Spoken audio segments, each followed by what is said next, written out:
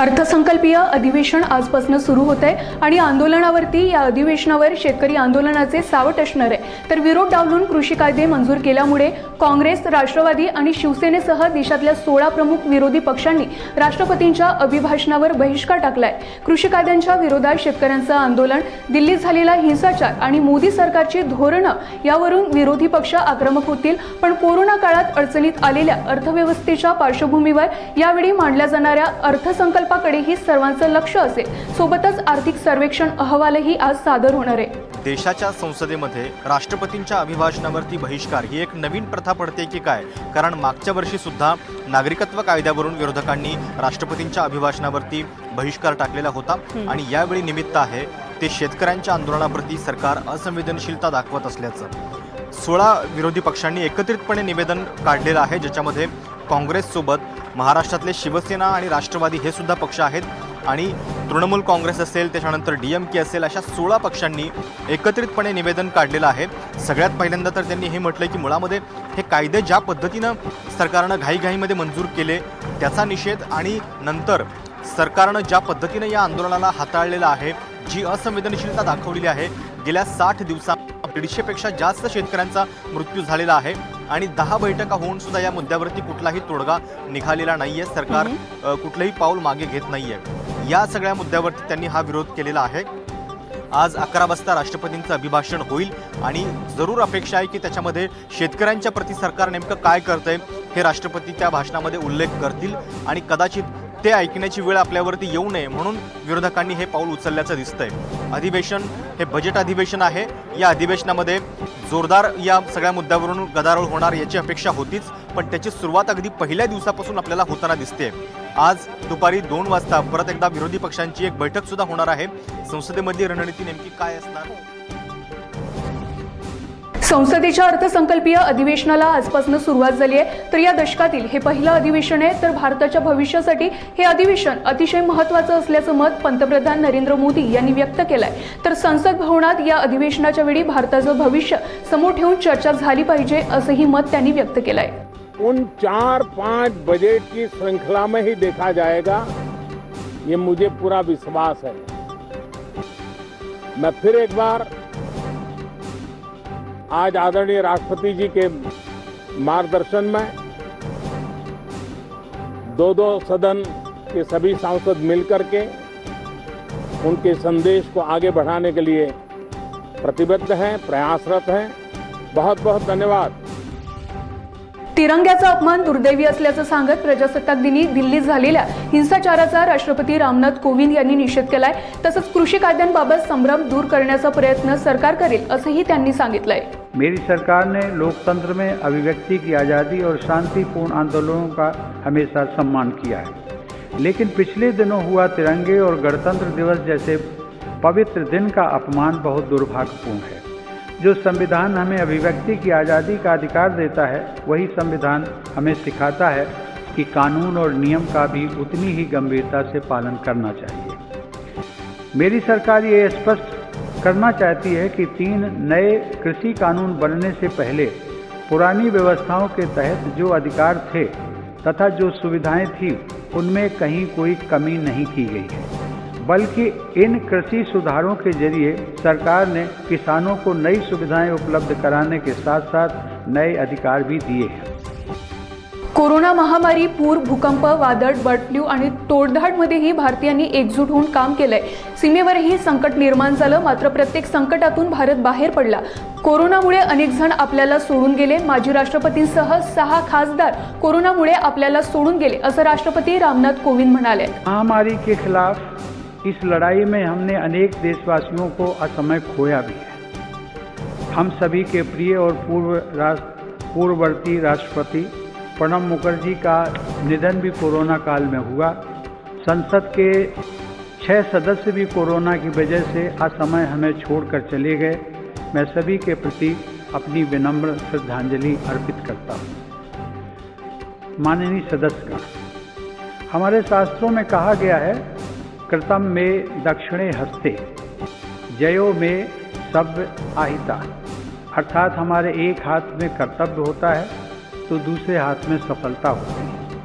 Corona महामारी के इस समय में जब दुनिया का प्रत्येक व्यक्ति, हर देश इससे प्रभावित हुआ, आज भारत एक नए सामर्थ्य के साथ दुनिया के सामने उभर कर आया है। मुझे संतोष है कि मेरी सरकार के समय पर लिए गए सटीक फैसलों से लाखों देशवासियों का जीवन बचा है। आज देश में कोरोना के नए मरीजों की संख्या भी तेजी से घट रही है और जो संक्रमण से ठीक हो चुके हैं उनकी संख्या भी बहुत अधिक है। तर ग्रामीण भागात पायाभूत सुविधा सरकारने उभारल्याबद्दल देखील ते म्हणाले। तर जल जीवन मिशनवर सरकारचे काम सुरूच आहे। 3 कोटी कुटुंबांना पाईपलाईनद्वारे पिण्याचे पाणी पोहोचवले।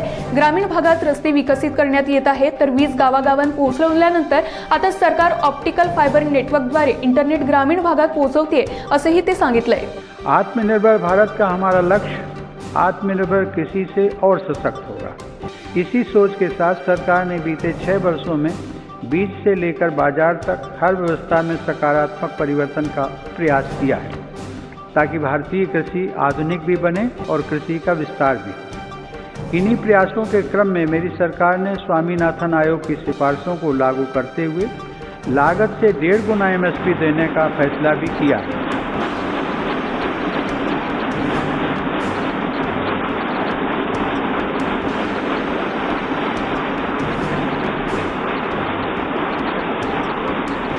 मेरी सरकार आज न सिर्फ MSP पर रिकॉर्ड मात्रा में खरीद कर रही है, बल्कि खरीद केंद्रों की संख्या को भी बढ़ा रही है। आज कृषि के लिए उपलब्ध सिंचाई के साधनों में भी व्यापक सुधार आ रहा है।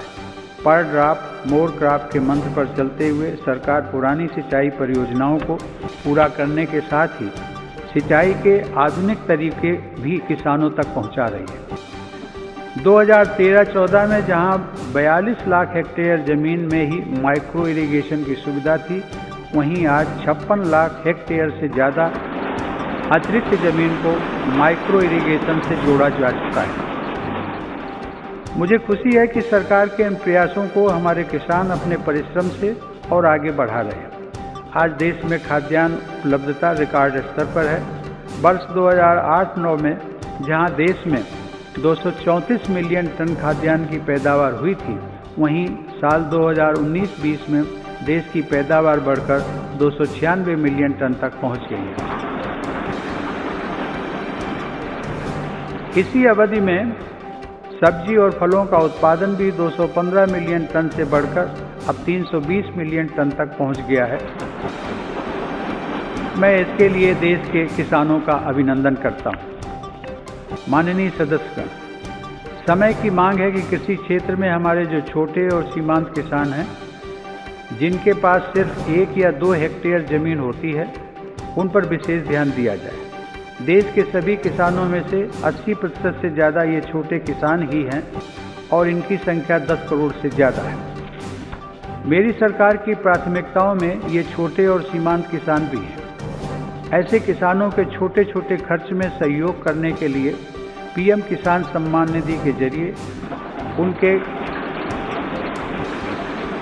उनके खातों में लगभग 1,13,000 करोड़ से अधिक रुपए सीधे ट्रांसफर किए जा चुके हैं। प्रधानमंत्री फसल बीमा योजना का लाभ भी देश के छोटे किसानों को हुआ है। इस योजना के तहत पिछले 5 वर्षों में किसानों को 17,000 करोड़ रुपए प्रीमियम के एवज में लगभग 90,000 करोड़ रुपए की राशि मुआवजे के तौर पर मिली है। देश के छोटे किसानों को साथ जोड़कर 10,000 किसान उत्पादक संगठनों यानी फार्मर प्रोड्यूसर ऑर्गेनाइजेशंस को स्थापित करने का अभियान एक ऐसा ही प्रभावशाली कदम है। इससे इन छोटे किसानों को समृद्ध किसानों की तरह बेहतर तकनीक, ज़्यादा ऋण, पोस्ट हार्वेस्टिंग प्रोसेसिंग एवं मार्केटिंग की सुविधाएं और प्राकृतिक आपदा के समय सुरक्षा मिलनी सुनिश्चित हुई है। इससे किसानों को अपनी फसल की ज़्यादा कीमत और ज़्यादा बचत का विकल्प भी मिला है। माननीय सदस्यगण, व्यापक विमर्श के बाद संसद ने 7 महीने पूर्व 3 महत्वपूर्ण कृषि सुधार, कृषक उपज व्यापार और कृषक संवर्धन और सरलीकरण विधेयक कृषि सशक्तिकरण और संरक्षण, कीमत आश्वासन और कृषि सेवा करार विधेयक और आवश्यक वस्तु संशोधन विधेयक पारित किए हैं। इन कृषि सुधारों का सबसे बड़ा लाभ भी 10 करोड़ से अधिक छोटे किसानों को तुरंत मिलना शुरू हुआ। तर राष्ट्रपती रामनाथ कोविंद यांनी अर्थसंकल्पीय अधिवेशनाआधी दोन्ही सभागृहाच्या सदस्यांसमोर अभिभाषण दिलंय। यावेळी राष्ट्रपतींनी जम्मू काश्मीरचाही उल्लेख केलाय। तर जम्मू काश्मीर केंद्रशासित प्रदेशासाठी माझ्या सरकारने आखलेल्या योजनांना जनतेने पाठिंबा दिल्याचं राष्ट्रपती म्हणाले। तर नुकत्याच झालेल्या स्थानिक स्वराज्य संस्थांच्या निवडणुकींचाही त्यांनी उल्लेख केलाय। पहा संपूर्ण व्हिडिओ। कुछ सप्ताह पहले ही आज़ादी के बाद पहली बार जम्मू कश्मीर में जिला परिषद के चुनाव सफलता के साथ संपन्न हुए।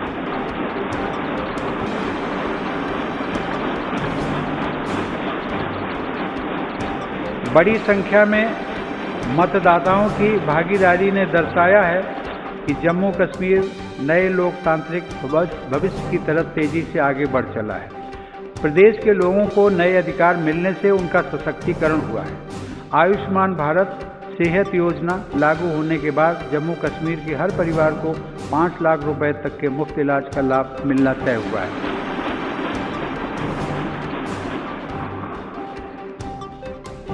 जम्मू में सेंट्रल एडमिनिस्ट्रेटिव ट्रिब्यूनल की एक बेंच भी स्थापित की गई है। केंद्र शासित प्रदेश बनने के बाद कुछ महीने पहले लद्दाख स्वायत्त पर्वतीय विकास परिषद के चुनाव की प्रक्रिया भी सफलतापूर्वक संपन्न हुई है। अब लद्दाख के लोग स्वयं अपने प्रदेश के विकास से जुड़े निर्णय और तेजी से ले रहे हैं। आणि या बातमीपत्रात आता वेळ झाली आहे एका अल्पशा विश्रांतीची। विश्रांतीनंतर लगेच येते। कुठेही जाऊ नका, बघत रहा महाराष्ट्र न्यूज 7 आवाज महाराष्ट्राचा।